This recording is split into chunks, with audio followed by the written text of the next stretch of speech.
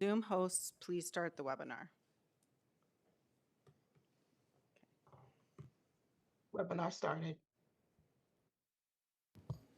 Good morning. Welcome to today's New York City Council hearing for the Committee on Landmarks, Public Sightings, Resiliency, and Disposition. At this time, please silence all cell phone electronic devices. Moving forward, no one is to approach the dais. Chair Marte, we are ready to begin. Good morning and welcome to the meeting of the Subcommittee on Landmarks, Public Siting, Resiliency, and Dispositions. I am Councilmember Christopher Marte. I'm the chair of the subcommittee. I'm joined today by my colleagues, Councilmember Thomas Henry, who's with us virtually.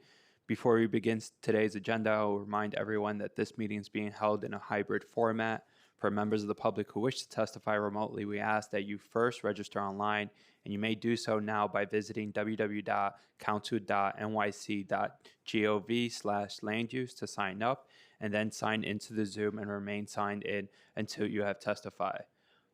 We also have Councilmember Hanks, who's online, and we've been joined in person by Councilmember Osei. For anyone with us today in person and wish to testify, if you have not already done so, please see one of the sergeants to fill out a speaker card, and we'll call your name at the appropriate time. For anyone wishing to submit written testimony on the items being heard today, we ask that you please send it via email to landusetestimony@council.nyc.gov, including the LU number and/or project name in the subject line of your email. Video and audio testimonies will not be accepted. I remind members of the public that this is a governmental proceeding and that decorum shall be observed at all times. As such, members of the public shall remain silent unless and until called to testify. The witness table is reserved for people who wish to testify. No video recording or photography is allowed from the witness table. Further, members of the public may not present audio or video recording as testimony, but may submit transcript of such recordings to the sergeant for inclusion in the hearing record. I am now open a public hearing on LU 114 for Queens CD2 Walk to Park site selection. An application by Department of Parks and Recreation for approval of city acquisition and site selection of 21 privately owned site for future park development in Queens Community District 2. This proposal seeks to create a new parkland and to increase access to open space resources for the neighborhoods of Long Island City, Sunnyside, Woodside, Blessville, and West Maspeth, located at Councilmember Juan and Krishna's district. Appearing today on the panel are Colleen Alderson, Gabriela Capo, and Julia Dowling. Those wish to testify remotely must register online by visiting the council website at council.nyc.gov/landuse. Panelists, please ensure that your microphone is on. Council, would you please administer the affirmation? Panelists, could you please raise your right hand and state your name for the record? Gabriella Capo. Julia Dowling. Colleen Alderson. Do you affirm to tell the truth, the whole truth, and nothing but the truth in your testimony before this subcommittee and in answer to all council member questions? I do. I do. I do. You may now begin your testimony, which is limited to 10 minutes, and you should start to conclude your presentation after 8 minutes. When you begin your presentation, please restate your name and organization. You may now begin. Hello, good morning. My name is Colleen Alderson, Chief of Parklands and Real Estate for New York City Parks. We're happy to be here to present this ULURP application before the committee. We're here to present the Neighborhood Walk to a Park ULURP application covering Queens Community District 2. Next slide. This is a map showing the gap areas in terms of people, residents that live not in walking distance to a public open space. And that is the purpose of this application, to close those gaps. For the applicants for this ULURP application, along with the New York City Parks Department, the co-applicant is also the New York City Department of Citywide Administrative Services, as they play a role in the acquisition process. Again, our goal is to increase the flexibility and likelihood of potential new park sites in an underserved district. Next slide. You all are aware of this, but urban parks are very important to the city's urban population. They have multifaceted benefits, respite for residents. It also provides for physical and mental health benefits. New York City parks are also have many environmental benefits. They help with stormwater capture. They also aid in the preservation of the city's tree canopy and provide opportunities for new trees. And they also, for the mental health and well-being of residents, they also provide spaces for community cohesion. And we also know that proximity to public open spaces is key for residents getting the benefits out of these spaces. Next slide. This is one part of our effort to increase the amount of public open space in underserved areas. This is our Walk to a Park initiative. There are other ways that we try to close the walk gap. We work with the Department of Education to open up more schoolyards for larger community use. We opened up a set of new schoolyards last year. We also have worked over recent years with the New York City Housing Authority to focus on edge open space properties so that they can be open to the public, serving gap areas and also providing enhanced and improved amenities for the Nycc residents. Next slide. That being said, we face many challenges to acquiring private open space to create new urban parks.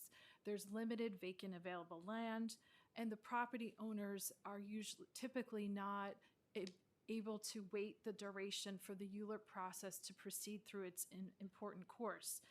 And so therefore, we've envisioned a new idea to get the ULURP approval in hand for an underserved district.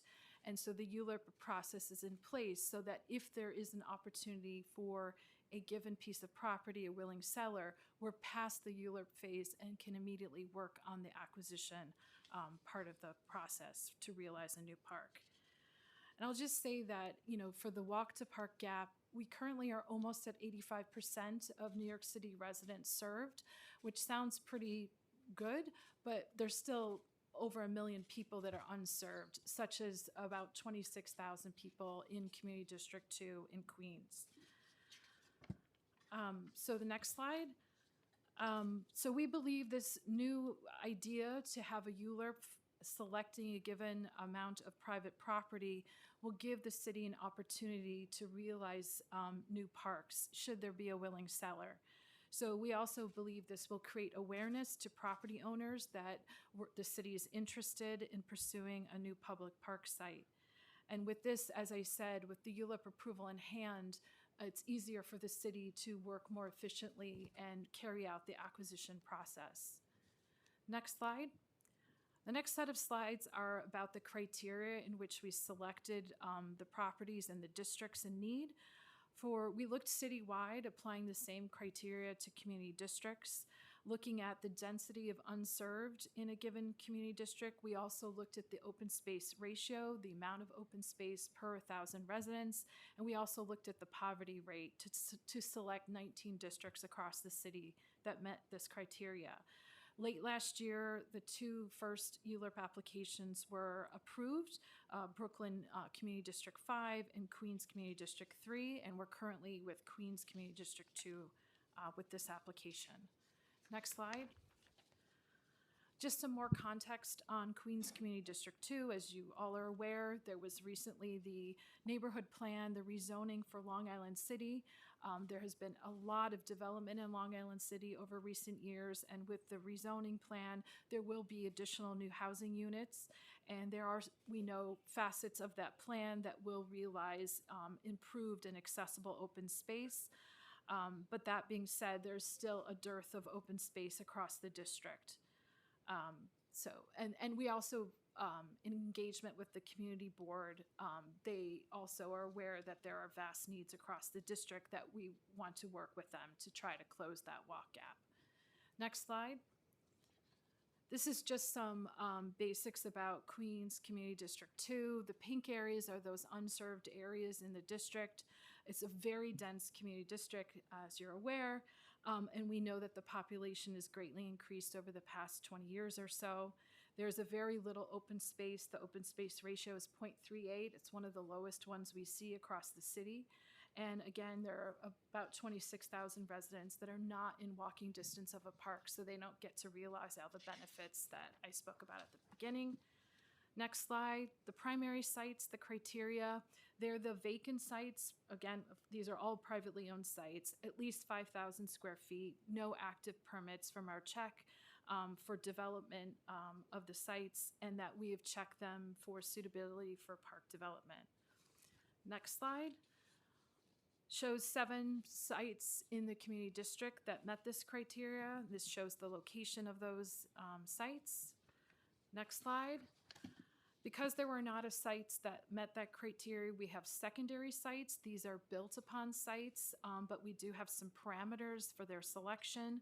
We did not choose any sites that are developed as residential uses. They're built to 50% or less of what the zoning allows. They also are at least, again, 5,000 square feet, no active DOB permits, and also criteria that buildings would have to have not been built, would have to have been improved for some time before the state of this application. Next slide. This map shows 30 sites that met that criteria across the district. And one last, next slide, is just a note that this application has a sunset clause, so should it be approved, we have 10 years with the acquisition approval to carry out acquisitions, should there be willing sellers. After that time, we could do another ULURP, refresh the sites, but hopefully in this time period will give us an opportunity to realize new parks in Community District 2. And that's the end of our slides. Thank you for the presentation. I have a few questions, and then I'm going to ask a few questions from the local council member, Councilmember Juan. First, just to reaffirm this, the proposed acquisition can only be voluntary for the property owners, correct? That is correct. We've stated throughout the process and before the City Planning Commission that we're looking for willing sellers. I also should note that should the criteria for the properties change and not meet the criteria as laid out, they're ineligible for our ability to acquire the sites. But yes, we are looking for willing sellers.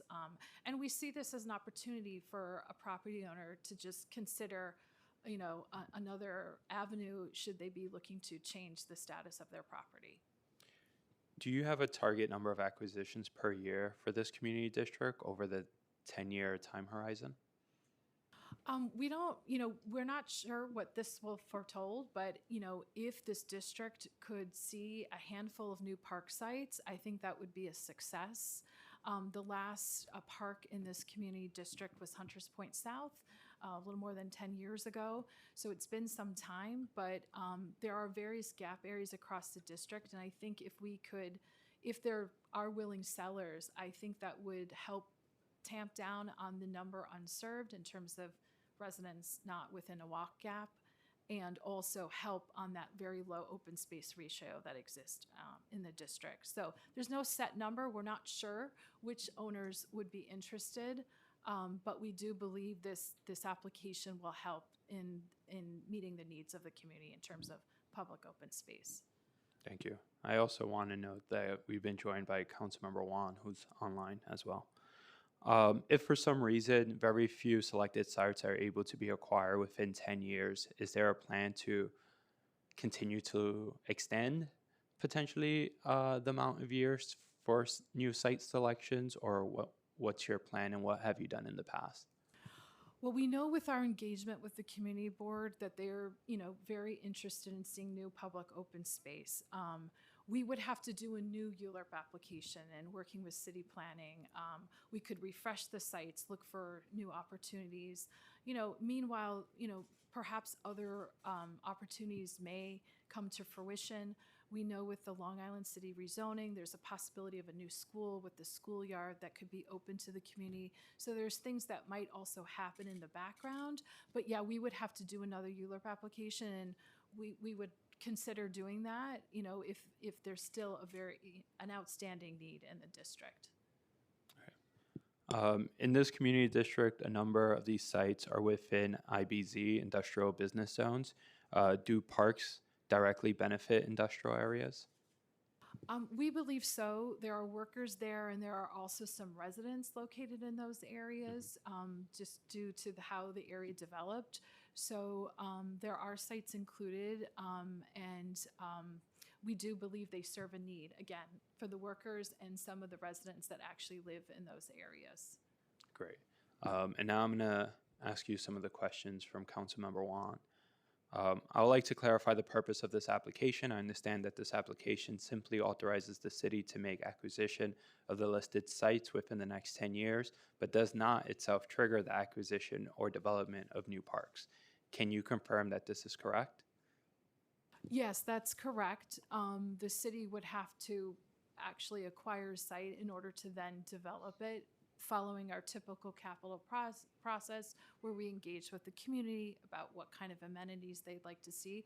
But this ULURP is just giving the authority to acquire. Again, if there's a willing seller, it does not automatically lead to, tomorrow the properties being acquired by the city. There's a process where the city would engage with the property owner and negotiate, and if they come to an agreed upon price, it would go to contract and closing and then be assigned to the Parks Department. And to what extent has New York City Parks engaged property owners of these sites as part of the development of this proposal?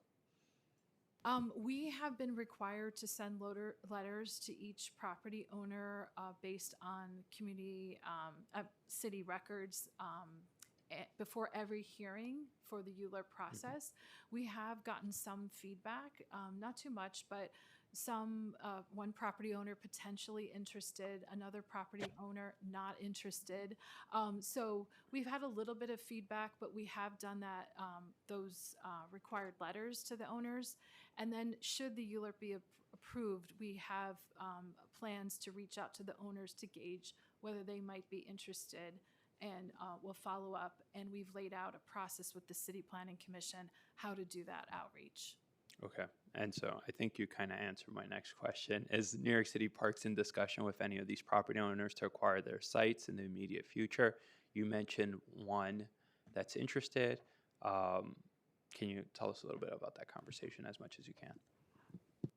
Yeah, for this property owner, I don't want to give specifics, but it's on Queens Boulevard, and they are potentially interested. Their property's up for sale. They're not really familiar with the city's acquisition process, so that was part of the conversation. But they wanted to just keep in touch with how the process unfolds. We can't really engage with a property owner until after the ULURP is approved and, for the city to make an offer, that kind of thing. So there was that was the conversation with that particular property owner. Okay, that makes sense. While we appreciate New York City Parks' effort to expedite the site acquisition process through this proposal, our district needs parks now. As the neighborhoods of CD2 continues to grow, the existing park deficit will only deepen. What is the plan to actually acquire and convert the identified sites into new parks? What is the timeline to bring these new parks online? And does the Parks Department have the funding allocated to support the acquisition of new parks in CD2 for fiscal year 2027? So in terms of timeline, should the ULURP be approved, the way that the engagement with an interested seller works, we see the acquisition process taking about 6 to 12 months. It depends on various factors, but that's about the time frame. Should we acquire a site, we do then want to follow through with capital improvements. That's a sort of standard 3 years between design, procurement, and actual construction. So that's like the timeline. So it'll be a few years if a willing seller steps forward and we want to advance an acquisition. We'll take time between the acquisition and then our design process and then the build out. In terms of capital funds, we do have some capital funds for this effort. We think, with the 2 districts approved last year, and should this one be approved, we foresee that more funds will be needed based on willing sellers. And we hope that with the approval of the ULURP in place, we can work with OMB and we can apply for grants. We do apply for grants from the state. for park acquisition efforts. And so we would, focus on securing the funds based on the available sites. But we do have some funds right now. Do you know the amount that you have set aside? We have about $30 million. Okay, thanks. Sunnyside and Woodside have the deepest park deficit in CD2. Out of the 37 identified sites, 3 are in Sunnyside and 15 are in Woodside. As the neighborhood with the most severe lack of public access in CD2, it is deeply concerning to see that only 3 sites, all of which categorized as secondary sites, have been identified in Sunnyside.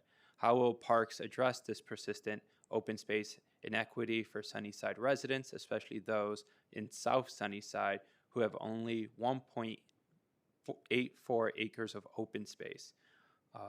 And my add-on question to that is, while Woodside has a total of 15 sites identified in this proposal, 12 of these are secondary sites, which seem less likely to be acquired because they already have buildings on the property. How will New York City Parks prioritize making sure that these acquisitions move forward in Woodside? So I guess you could answer the Sunnyside question first and then go to the Woodside question. Yeah, so I'll just speak a little bit to our process for identifying the secondary sites. So for Sunnyside, we really included all of the sites that we could. We did a GIS analysis where we looked at all of the lots that met all of our criteria. And unfortunately, in Sunnyside, there weren't as many sites that met those criteria. And then as well, I'll just add that we engaged a lot with the community board throughout this process. We are really responsive to what they wanted to see. So the sites that you see included in the application are also a reflection of all of that outreach to the community board as well. And I'll just add one thing is that in envisioning, this is a very much a new approach by the city in terms of acquiring property for park purposes. I think in working with city planning, we wanted to apply consistent criteria. That is one, we're pretty strict about that. We did actually work in some flexibility to capture in the community board's needs that the secondary sites may not exactly be in a gap area, but their walk shed could cover a gapped area. And that's how we were able to capture in some additional sites in response to the community board. But it was strictly applying their criteria that led to the sites that are part of the application. But we're open to continuing the dialogue with the community board should other opportunities come up. We just are required to get the ULURP approval, though, in order to advance the acquisition process if they're not included in this application. Okay, thank you. There not being any in-person council members, I don't think we have any additional questions. So thank you to the panel, and now you are excused. Council, are there any members of the public who wish to testify in this item? Yes, we have Councilmember Juan online.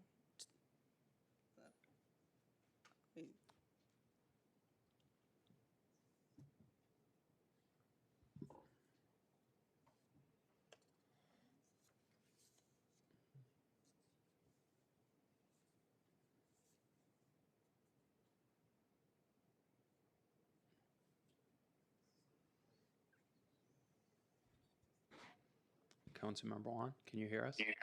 Yes. Sorry, I thought I wasn't able to speak because there's no quorum.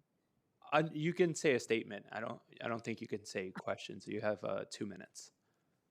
Okay. You go for it. Good morning. My name is Julie One, and I'm a council member representing Council District 26, which includes a majority of Queens Community District 2, including Long Island City, Sunnyside, Woodside. And Community District 2 faces a deep shortage of park and open space, ranking 57 out of 59 community districts in terms of percent of parkland. With only 0.38 acres of park space per 1,000 people, CD2 is 275 acres short of reaching city's stated goals of 2.50 acres per 1,000 people. Sorry. not feeling well today.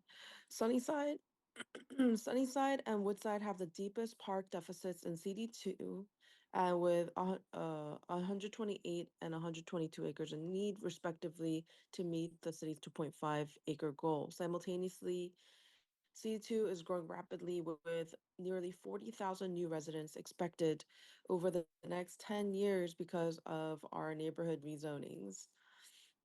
While we have several parks under construction in the pipeline throughout the district, a majority are in Long Island City, failing to fully address the current need for the district in and continuing to exist inequities other parts of CD2.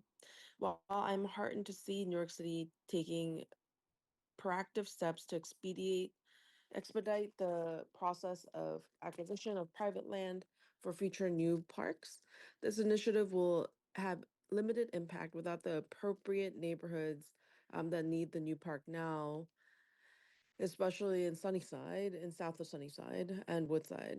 And this is in need now, not in 5 to 10 years. We can only expect these parks deficits to deepen as our community continues to grow.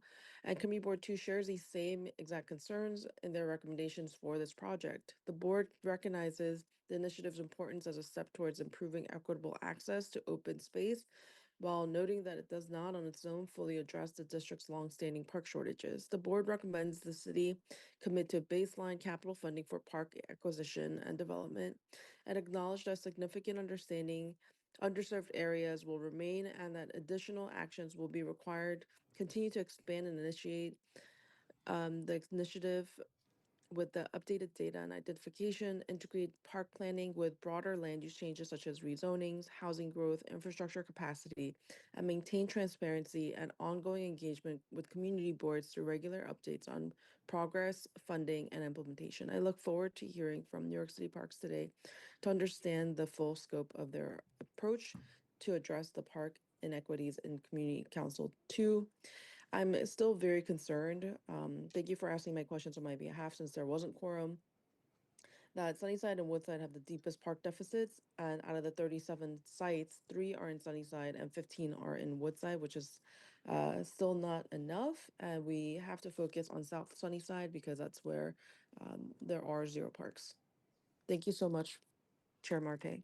Of course, thank you, Councilmember Wan, and I hope you feel better soon. We've been joined by Councilmember Aviles as well. If there are any remote public participants who wish to testify and have not already done so, please press the raise hand button now. And if you are here with us in person, please see one of the Sergeant at Arms to first fill out a speaker card.